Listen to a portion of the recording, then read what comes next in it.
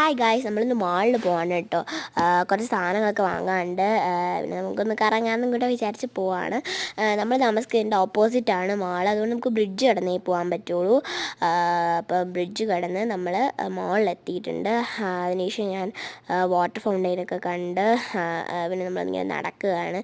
Street പോലെയാണ് set ചെയ്തിരിക്കുന്നത്. അതുവഴി പോയപ്പോൾ കുറേ ഐസ്ക്രീം ഞാൻ കണ്ടു ഗൈസ്, കുറേ ഐസ്ക്രീം.